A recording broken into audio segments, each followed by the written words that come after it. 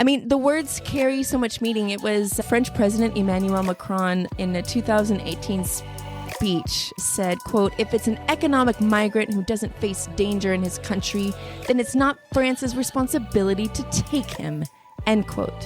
Which later that year, Forbes ran an article explaining how Macron's new economic reforms are helping to draw wealthy, quote, expats, end quote, to help build startups in France. Oh my God. Expats are the ones who are leaving their country and they don't face any danger. Yeah. So the hypocrisy is there. Of that. Right? And it's here in Canada too. I like salad. Do you like salad?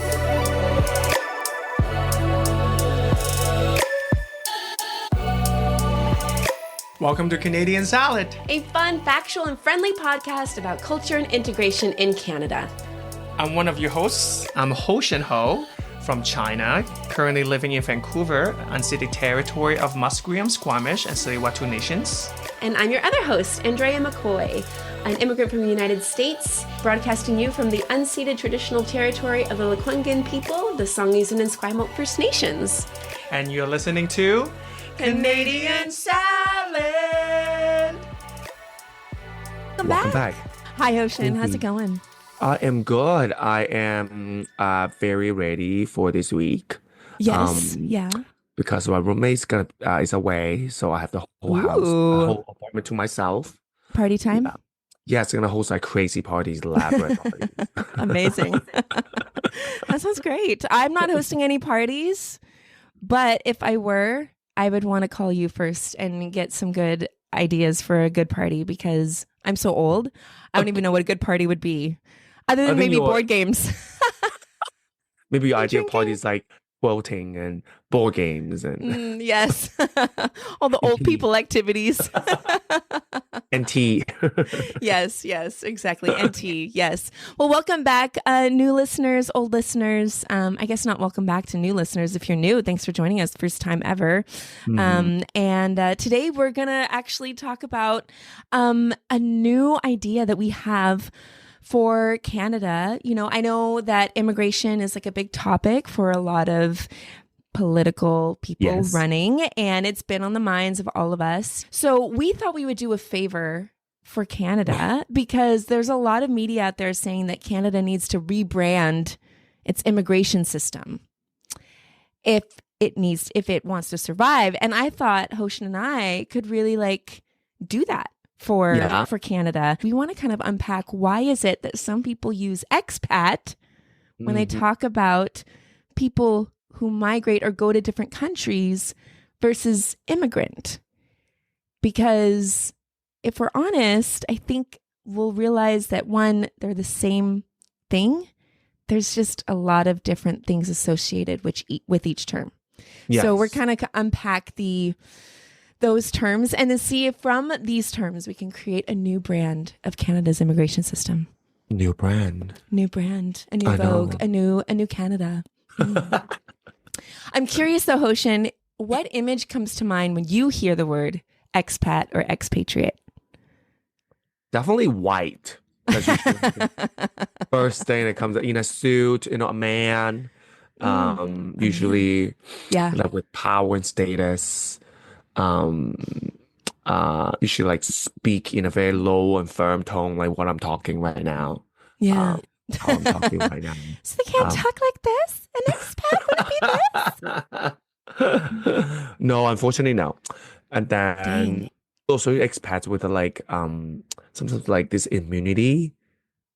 Interesting. Immunity from I don't know, they usually they have this kind of, they're foreigner or the expats, they don't, they're the exceptions.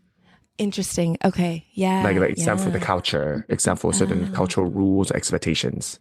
That's also what I'm thinking. But yeah. They have a lot more freedom to kind of exist and do and be. Gotcha. Because they're the foreigner, right? They're like the expat. Right. They don't have to follow the rules necessarily because they don't know. We'll give them exceptions. Yeah. Yeah, exactly. Yeah. Exactly. So that's how I see it. What about you? Yes. Oh, I think a lot of the same. I've only really heard it in circles where if I meet someone who is white or European or American, North American, and is white presenting, they say, "Oh yeah, I spent some time over in Europe or in Southeast Asia. I was an expat there." Or I've heard people say, "Oh yeah, there's a large expat community in India, and I really got to know the expat community there."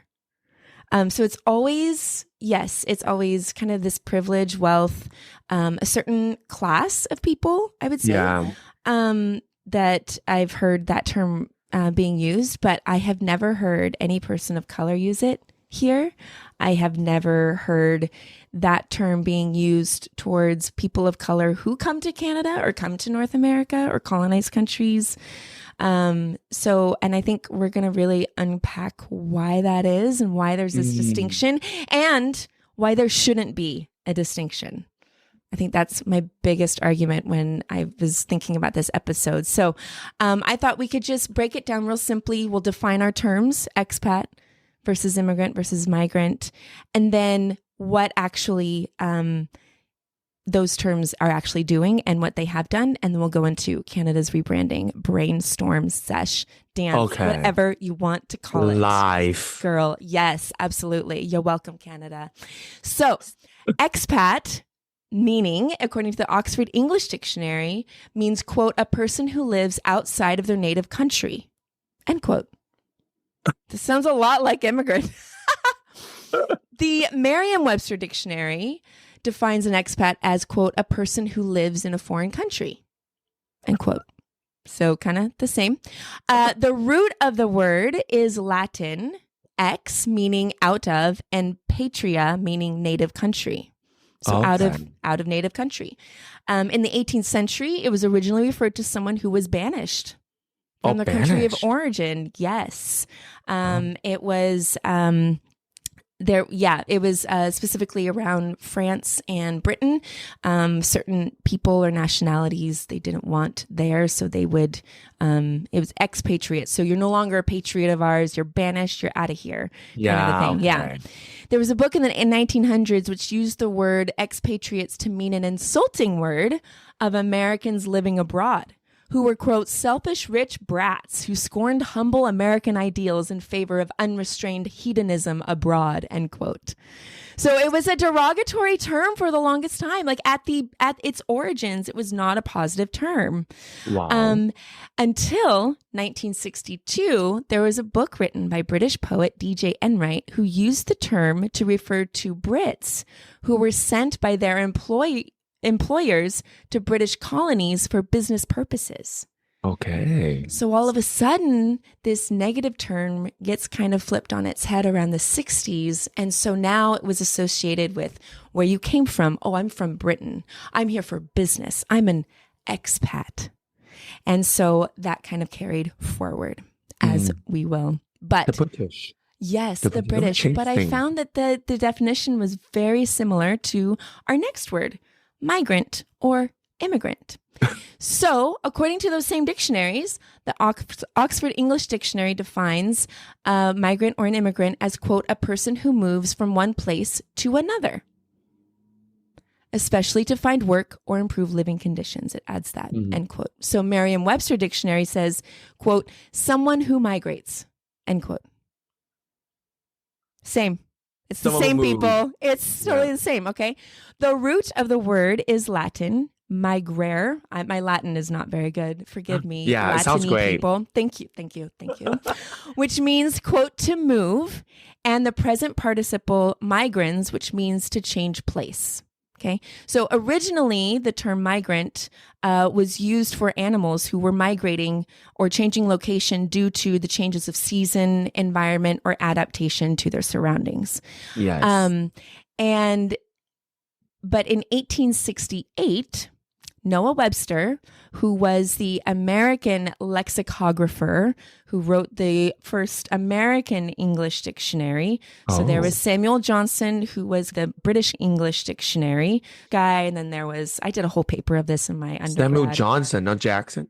Samuel, I know, right? Samuel Jackson probably would have had a much better dictionary than Samuel Long-Nosed Johnson. Anyway, so Noah Webster in 1868, he was writing the very first an American dictionary of the English language.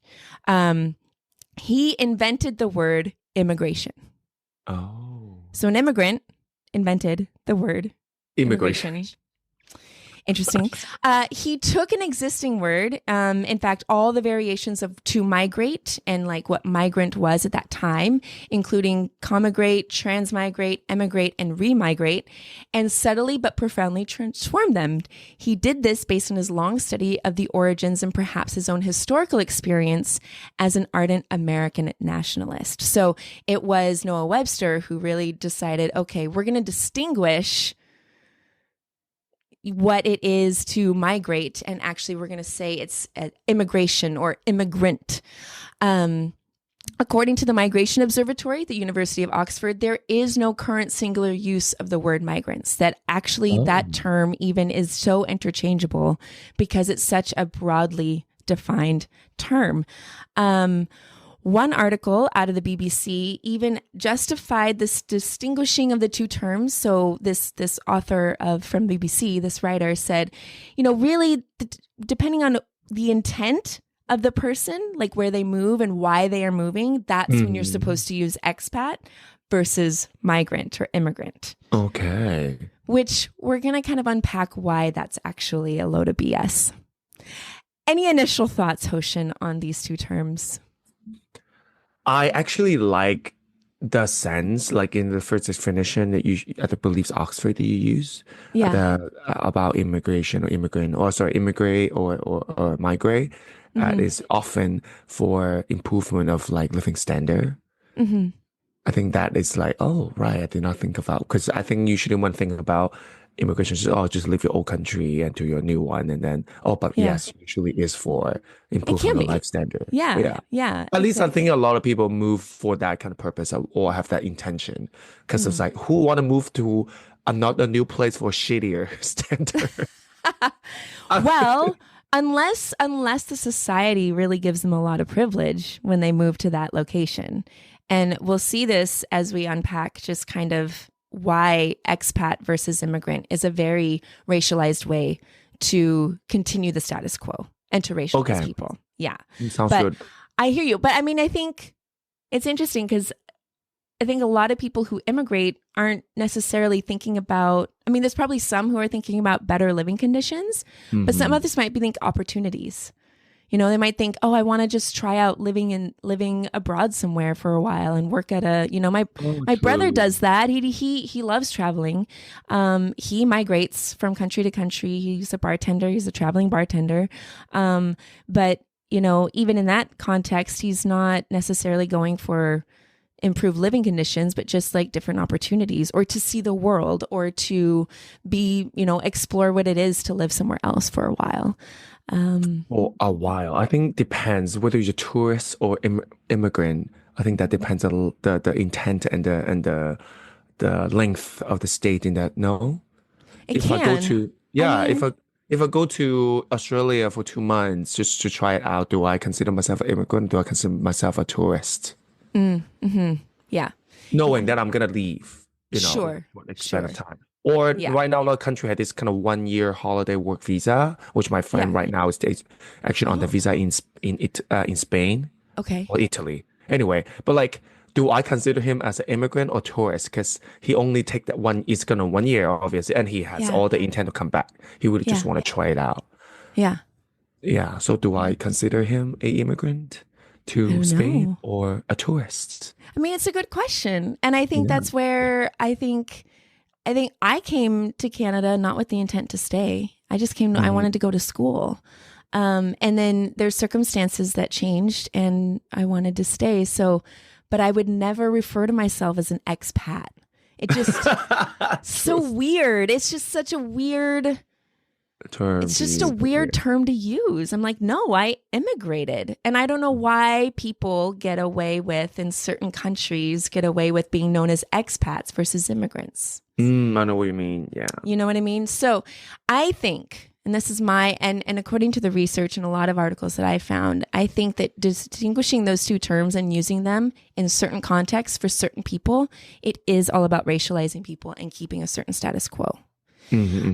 So there was an article in 2015 out of The Guardian, and this author was saying that expat's definition should lean into the idea that any person going to work outside of his or her country for a period of time would be an expat. So regardless of their skin color or country, we should always be referring to people as expats based on the fact that they're moving to another country.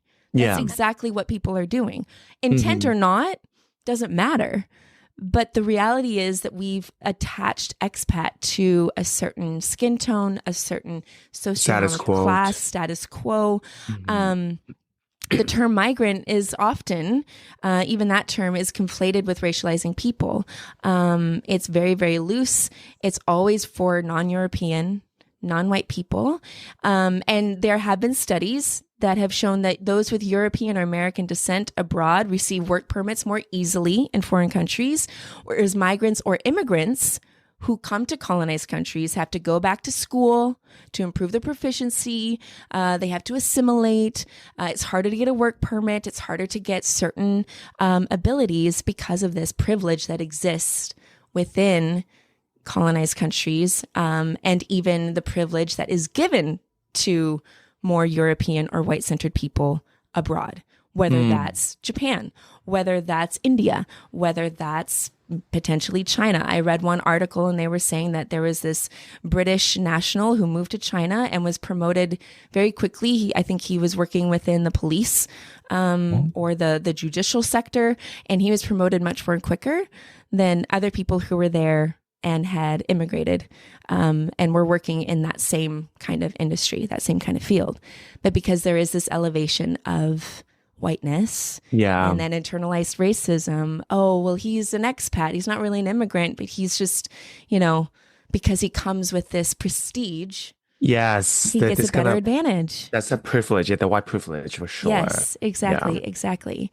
Back to Noah Webster, our guy who invented the word immigration. By telling Americans that immigration involves coming from another country, Webster, the author, set up an us versus them opposition, a foreigner against native born. By telling Americans that immigration is permanent and involves the intent of residence, Webster encouraged them to fear that in time they might be displaced, their cities overrun, and their jobs jeopardized, which he was successful. And that this article out of JSTOR, we'll include the link as we do, but this article explores why and how that term has really fueled exactly what we're seeing in the States right now. The anti-immigrant rhetoric, the us versus them, the othering, the hatred, they're going to take us over. They're jeopardizing everything. And we see this in Canada too with the immigration topic. But we're not worried about expats here. Any thoughts to Mr. Webster and his creation of the word immigration? It makes sense for me. I don't know if you have any thoughts, Hoshin. Yeah, it makes sense to me. Especially, there's a lot of evidence, as you mentioned. Nowadays, immigration, the word is such a hot topic. For every politician to talk about, and then they always, when they use that word, it's definitely have this sense of me versus them. And immigrants are always see as this kind of problem rather than solution to whatever situation they're talking about. And it also, I think it emphasized the dumb part, the quote unquote, that they are the dumb, they are not us, they're different, they brought us problem and troubles.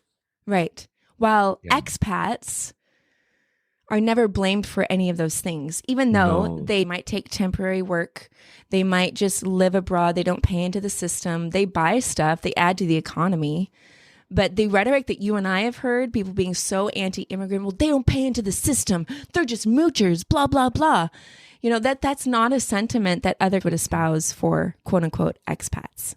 No, I agree. Because of the privilege, because of the association and the word and the ways in which it's just totally changed. The fact that it started negative and it's now such a glamorous kind of status, symbol or a term that doesn't imply a person of color. It doesn't imply poor, whatever. Both of us had very uniquely the same ideas of what an expat was. And it's unfair. And it's that colonization in the English language, too. Yeah. Yeah. I mean, the words carry so much meaning. It was French President Emmanuel Macron in a 2018 speech said, quote, "If it's an economic migrant who doesn't face danger in his country, then it's not France's responsibility to take him," end quote. Which later that year, Forbes ran an article explaining how Macron's new economic reforms are helping to draw wealthy, quote, expats, end quote, to help build startups in France. Oh my God. Expats are the ones who are leaving their country and they don't face any danger. Yeah. So the hypocrisy is there. Of that. Right? And it's here in Canada too. Just Google immigrant. Yeah. Canada, right? You're going to see articles like Canada wants, quote, skilled immigrants. They need to come from specific trades like the health sector, construction. The Conservative Party leader, Pierre Poilievre, is advocating for caps on immigration and putting Canada first, but in the same breath saying that temporary foreign workers should be allowed in rare circumstances where there are not enough Canadians to fill jobs. It's just this, it's hypocritical. It's very hypocritical. Yeah. I mean, because they're the guess same what? people. They Yeah. are the same people. They are. They are the same people. The National Post recently came out with an article a few days ago. Quote, "Neil Young becomes second celebrity dual citizen expat to endorse Carney," end quote. Neil Young, yes, while he's famous and a musician, prestige and power, and white, hasn't lived consistently in Canada for 17 years. He's not a migrant. He's not an immigrant. He's an expat. Google Canada expats, though. So Canada immigrants. And I'll challenge the audience. Like, you could Google Canada immigrant. You're going to get very different article headlines, mostly negative, mostly anti-immigrant. But if you Google Canada expats, you'll see all sorts of links of like, hey, if you're looking to travel abroad, take a look at all of these expat communities around the globe where Canadians are enjoying a different way of life. Like, the language is so exponentially different than when you talk about immigrants or immigrating abroad. Like, there's not a lot of negativity when it comes to expats, like barely any. And it just, it's frustrating because... Very frustrating. Yeah, because it speaks to just the ways in which that we've demonized people so much. And migrant and immigrant has become in some ways kind of this slur term when really it shares the same exact meaning as expat. I agree. So... to end on a high note, if an immigrant in the 1800s can create a term that demonizes other people and others against people, then I think a couple immigrants in the 2000s can rebrand when we can create terms which defines people without othering them. Yes. So, Hoshin, let's rebrand Canada's immigration system. What do you think? Any ideas? Well, I think we should stop calling like immigration. We should call it definitely something else, because I think the word immigrant definitely have the negativity now attached to it, even though we explore it's just people moving from one place to another. Yeah, exactly. Exactly. So we should just stop. We should just have a new word that is not immigration, that's not expat as well, because expat also like kind of like glorify in some sense. Sure. Okay. That kind of status of it. Yeah. I think we just call it another word, like, I don't know, like orientation. Ooh. Our orientation system. Yeah. Welcoming new people, introducing them to a new country. Yeah. Canada's globalizing system, or Canada's global host system. Canada's people, or just maybe it's not a system. Maybe what if we got outside of these terms and just we're known for just being a welcoming country? There's no threat. And then there's welcoming policies. Welcoming policies. Canada's welcoming system. System is so industry. It's so like machiney. I wonder if there's a different way, agree. Yeah. And I feel like with immigrant, it kind of makes it really stale and cold. Yeah, Canada's Canada's welcoming channel, Ooh, yeah. you Canada's know, open arms. and heart. Or Canada's salad. Boom! Boom! Boom. We got it. We already got it made. It's so, Canada's salad. Canada's salad. Canada's salad buffet. Aw. It's funny how many people I tell about the podcast and I'll be like, yeah, it's called Canadian salad. And they're like, oh my gosh, I love the name. Yeah. Because we're all here together in this big place, and why not? It's a salad. It's nourishing. It's healthy. We're actually getting nutrients from being together, and we're living a life that's positive and beautiful and radiates joy and difference. And why not? So maybe I think, did our podcast just solve this rebranding situation? I mean, true. I mean, we are like people who studies culture, like Canadian culture, know that that's kind of the model we have. We just use, Canadian salad as a model. So technically, it's already exists. We just want to maybe popularize it and legitimize it. Exactly. So yeah, we want like maybe whoever in the government next gonna see Canadian salad system is like this. Yes, we're forming the Canadian salad system. The world's like, what's a salad? I know when I went to India, I remember my hosts, they were just like, oh, what food do you miss from the States? And I was like, I just would love a salad. I would love a salad. I wanted something fresh. Like everything was rice and meat and good stuff, beans and everything like that. But I just wanted something fresh. And so they're like, okay, no problem. And so they go to the market. They get all these ingredients for a salad. It's like this big plate of lettuce. And then they've got cucumbers, some tomatoes. And I think that was about it. And so I'm just shoveling it onto my plate and I'm just nomming it down. And I said, aren't you guys going to have some salad? And they said, Andrea, why would we eat what cows eat? And they didn't want it. So I don't know if salad will translate maybe globally. So maybe stir fry, Canada's stir fry program, Canada's salad. I don't know. I think there's potential there. I think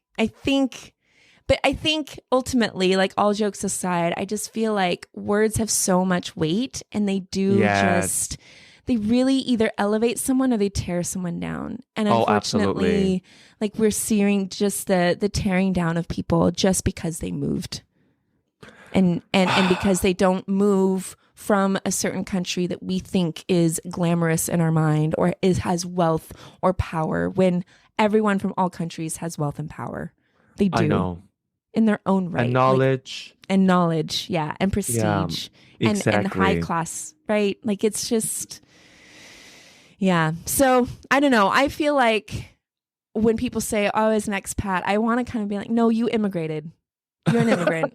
You're a temporary foreign worker, Mr. White businessman from Britain. Yeah, you're not expat, you're immigrant. Let's just call a spade for a spade. You know what I mean? Like, let's just stop with this whole like, hierarchy in our language. You migrated. You're a temporary migrant.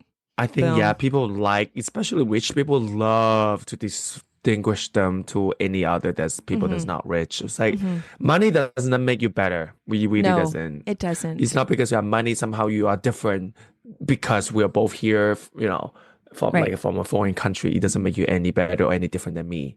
Yeah, exactly. And you should not. And you should not make any difference. Yes, yeah. So if you hear those words, just be like, that's not an expat community in India. That's an immigrant community in India. Anyway, well, that's our episode. So, drop us a note. Like if you have ideas to rebrand Canada, or, Canada, like we would love to hear that. We'd also love to hear your thoughts on what you think about expat versus immigrant and ways to just dignify people without the label. I think that's... We will. Yeah. Yeah, I think it's good. We will tell the next prime minister Yeah. Yes, we will. Oh, we we will will tell whoever it is. Yeah. Yeah. We'll tell whoever that is. We're going to sit down with them, tell them that, this is our idea. We're rebranding the system, Yeah. the immigration system, because none of you are immigrants, so you don't know. But we are. Exactly. So let me Yes. tell you Even how though it is. your great grandfathers, mothers, whoever did come here, y'all weren't, I don't see any. You no longer are one. No, you're not indigenous to Turtle Island, so you're an immigrant. So great. Well, Canadian Salad Pop quiz. Yes, to people who are new to this, it's a Yes. section that me and Angel can ask us each other questions that we didn't prep for. There's usually a question about the episode about Canada. So That's right. let's dive in, Andrea. Do you want to give us your question first? Yes, I would love to. Let me find where it. Oh, yes. Okay. My question to you is, sorry. Yes. I had it uploaded and then I was like, where is it? Okay. What are the top 4 countries with the largest Canadian population outside of Canada? Top 4 country that had the Top largest 4 Canadian. countries, I think yes. States. Okay. Is that one? That's okay. That's one. Oh, Yep. that's one. The UK, Yes. That's Oh. another one. Australia. Yeah, of course. The Commonwealth. Yep. Okay. And the then Commonwealth. Oh, one more. one more. The largest Canadian population outside Canada. The largest, actually. The fourth one will be These are the largest. countries with the largest Canadian populations. So I don't know how they rank, but this was listed as number 2. China? I don't know why. Hong Kong. Hong Kong. Yeah. Yes, Yes, I got them you all got right. it. Good job. Nicely done. Thank you. Oh my God. Yes, You're yes. We'll include the welcome. link. It's from CTV News. They link it to Stats Canada. So you will see all that. So, all right, Hoshin, go for it. Oh my God. I don't know why I'm so proud that I get that. I'm so proud of myself. You should be. You're so smart. Look at Oh my you, God. expat from China. Yeah, you expect from the States. Now here's your question about Canada. Okay. According to Henley and Partners, which is like they ranked all the passports in the world annually, they have report every year. Yeah. So my question is about Canadian passport. Based Ooh. on Henley and Partners of 2025 most powerful passport ranking. Oh, Where do you think Canada ranks? most powerful. Oh, Give you a hint, it's top 10. So we can. it's the top I 10. guess Okay, I'm it's gonna top say 10. I'm gonna say number 9. Number 9, Yeah. answer number 7. Close enough. Oh, number It's 7. Who's number 1? Number 1 is Singapore. They have their passport have access right. to 193 countries visa free. You know what? Basically, almost the whole world. Oh my gosh, we should immigrate to Singapore. We Get can a be passport there. expats there. I mean, come work temporarily. Not like I'm No, not have our Singapore you'd be export. If you have to be you a don't get the citizen. passport. Yeah, it doesn't work that way. Oh man. Well, that's Canada- interesting. Yeah. Yeah, Canada have access to 185 Wow. country visa free. Yes. Interesting. That might shift. True. With everything happening, if we get a certain person in the Canadian leadership, I think that number is going to go down to maybe 1. No one in the world will States. want. Yeah, exactly. Trump will love my it. gosh. Oh yeah, exactly. Gross. Ugh. Blah, blah. Anyway, well, a new week, a new episode. Join us next week. Thank you for joining us today. Good topics, exciting topics. If you have any ideas, just let us know. Hello at canadiansalad.ca. Visit our website for all these links so you know we're not pulling it out of our nose. And be sure to Exactly. share our video clips, reels on TikTok, Blue Sky. Our and podcast to your TikTok. friends. Yes, your racist uncle. And just, just remember we're all in this big old Canadian salad and we all have worth regardless of our intent of being here. Exactly. Yeah. A lettuce is still a lettuce. It's delicious. That's right. So A to all our pea is a pea. expats, immigrants, and everyone else, we love you. Take care of each We other do. and have a good week. I will see you next week. Bye. Okay, bye. Canadian Salad is written and produced in British Columbia, Canada by Hoshin Ho and Andrea McCoy. Theme music is by Naver Avetyan from Pixabay.